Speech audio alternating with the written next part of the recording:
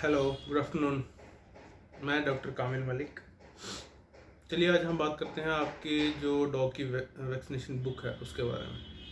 क्या क्या चीज़ें उसमें होनी चाहिए और क्या क्या एंट्रीज वगैरह उसमें करते हैं हम रेगुलर।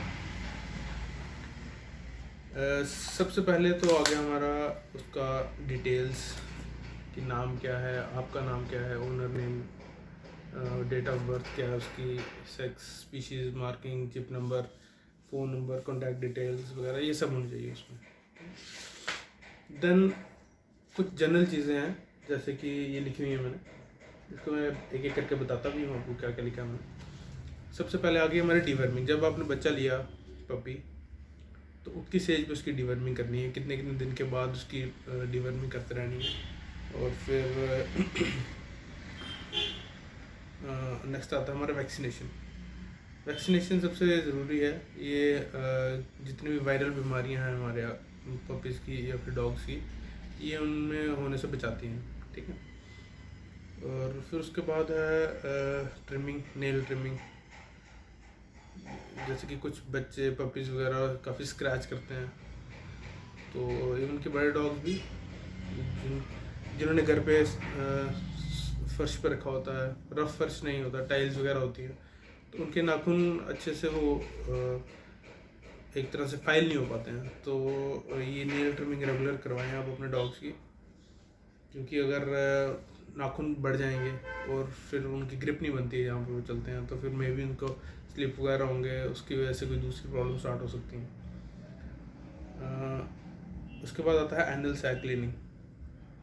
नॉर्मली डॉग में स्मेल आने के रीज़न दो तीन होते हैं। एक तो मुंह से आ रही है, कान से आती है स्मेल, कई बार इन्फेक्शन हो जाए या मुंह में ज़्यादा टाटर हो जाए। बॉडी से आती है अगर स्किन इन्फेक्शन है। बट जो सबसे लास्ट है जिस पे कोई ध्यान नहीं देता है वो है एनल सैक्स।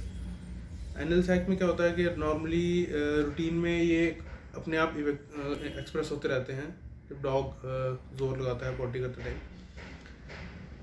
बट कुछ डॉग्स में नहीं हो पाता है, तो उसमें हमको रेगुलर चेक करना पड़ता है। तो कई बार उसमें सिक्रीशन भर जाती हैं, तो वो फॉल स्मेलिंग प्रोड्यूस करती है, तो उसको रेगुलरली हम दबा के साफ़ करते हैं, ठीक है। तो आप ये भी चेक करवा लिया करें। अगर ये हम एनल सैक नहीं दबा रहे हैं, नहीं साफ़ कर रहे हैं, तो कई बार ये रप्चर हो जाते हैं, तो उसके वजह से काफ़ी ज़्यादा कॉम्प्लिकेशन आ सकती हैं वहाँ पीछे ना उसके पॉटी वाले एरिया पे। फिर उसके बाद है ग्रूमिंग। आप अपने डॉग से खेलते रहें, ग्रूम करते रहें, ब्रश वगैरह करते रहें उसको। उससे क्या होगा कि एक तो मैटिंग नहीं होगी, हेयर फॉल जो होगा सुबह सुबह आपने जब ग्रूम किया, ब्रश किया, तो वो सारा एक गिर गया। और जो भी कोई छोटी मोटी प्रॉब्लम भी होगी, कोई उसको लंप बन रहा है या फिर कोई वाट है, वो आप छोटे छोटे होते ही उसको नोटिस कर सकते हो, ठीक है। फिर उसके बाद है टिक ट्रीटमेंट। खासकर गर्मियों में, मानसून में इसी टाइम पे ये टिक्स वगैरह काफ़ी प्रेवलेंट होती है। तो आप उसको जब गर्मियाँ स्टार्ट होती हैं तो आप एक टिक ट्रीटमेंट या फिर बाथ वगैरह करवा लें गर्मियों के मिड में और एक लास्ट में। ये एक बेसिक सा तरीका है। अगर ये ऐसे आपको हैक्टिक लगता है तो फिर टैबलेट्स आती हैं आजकल, काफ़ी एडवांस आती हैं, जैसे कि ब्रावेक्टो वगैरह आती हैं, तो आप वो एक टैबलेट दे सकते हो, तो आपका डॉग 3 महीने तक सेफ रहेगा टिक्स वगैरह से। कान साफ़ करवाना, एयर क्लीनिंग वगैरह, उसमें कुछ डॉग्स में ज़रूरत नहीं पड़ती है कान साफ़ करने की, क्योंकि वो उनके कान वगैरह खड़े होते हैं, तो वो अच्छे से अपने आप ही इतना मॉइस्ट रहते नहीं है। बट स्टिल आप घर पे जितना हो सके, बाहर बाहर से एयरबड से जितना हो सके वो साफ़ कर लें। डीप क्लीनिंग के लिए आप हमेशा वेट के पास ही आएँ।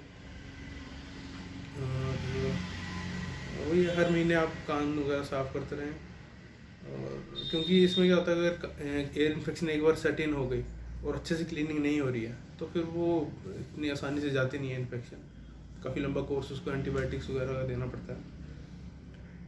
बेदिंग आ गया, उसमें नहलाना का कैसे आपको गर्मियों में, तो मोस्टली अगर डॉग तो खुद ही, कुछ डॉग मैंने देखे हैं कि नल खोलना सीख लिया उन्होंने, उसके नीचे आगे जाके बैठ जाते हैं। तो आप गर्मियों में विदाउट शैम्पू आप हफ्ते में एक दो बार उसको आराम से पानी से खेलते खेलते नहला दें। शैम्पू आप यूज़ कर सकते हैं हफ्ते में एक दो बार। और सर्दियों में हफ्ते महीने में एक बार नहला दो आप उसको शैम्पू से, जब धूप हो काफ़ी। ये नहीं हो कि नहला दिया आपने और वो पानी लगा रहा तो फिर वो और बीमार हो जाएगा। और last but not the least, neutering. जैसे जैसे डॉग बड़ा होता है ना, उसकी प्यूबर्टी आती है, एज ऑफ मेटिंग वगैरह आती है, तो उसके हार्मोन्स डेवलप होना स्टार्ट होते हैं। अच्छा, तो उसी हार्मोन्स की वजह से उसकी बाकी ऑर्गन्स डेवलप होती हैं, बाहर की मेमोरी ग्लैंड्स वगैरह, रिप्रोडक्टिव ऑर्गन। कुछ डॉग्स में क्या होता है, ये कई बार अग्रेशन स्टार्ट हो जाता है। फॉर दैट पर्पज़ आप इसको आप अपने डॉग को न्यूट्र करवा सकते हैं। फीमेल्स को आप बिफोर 1 ईयर भी कर सकते हैं न्यूट्र, बट मेल्स को आई यूजली एडवाइज अराउंड 1 साल के बाद ही करवाएं, क्योंकि उनकी ऑर्गन अच्छे से डेवलप हो जाए, तो वो ठीक रहता है। और ये सब काफ़ी अच्छा तरीका है कि पॉपुलेशन कंट्रोल करने का। अगर आपने मेटिंग नहीं करवानी, अगर आपने, वैसे 2 ऑप्शन होते हैं हमारे पास, या तो मेटिंग करवाते रहें और जो उनके पपीज़ वगैरह हैं वो आप रखते रहें, या फिर अपने फ्रेंड सर्कल में किसी को देते रहें। अगर आप वो नहीं कर सकते हो तो फिर दूसरा है कि आप उसको डायरेक्ट न्यूट्रल कर लो। तो उससे क्या होगा कि एक तो इनके हेल्थ बेनिफिट्स काफ़ी ज़्यादा न्यूट्रिन करने के, जैसे कि कोई कॉम्प्लिकेशन फीमेल्स में पायोमेट्रा, यूट्रस में प्रॉब्लम्स आती है, एंडोमेट्राइटिस वगैरह और मेमोरी ट्यूमर वगैरह, ये नहीं हो सकता। और मेल्स में आगे जाके प्रोस्टेट की प्रॉब्लम नहीं आती है। तो ये कुछ चीज़ें हैं जो मैंने अपने पेज पर रखी हैं। फिर उसके बाद रेगुलर इनका, जैसे हर विजिट पे डेट, बॉडी वेट और डीवर्मिंग वगैरह स्टेटस, ये सारा देखना होता है, और ट्रीटमेंट कैसे कैसे हुआ है।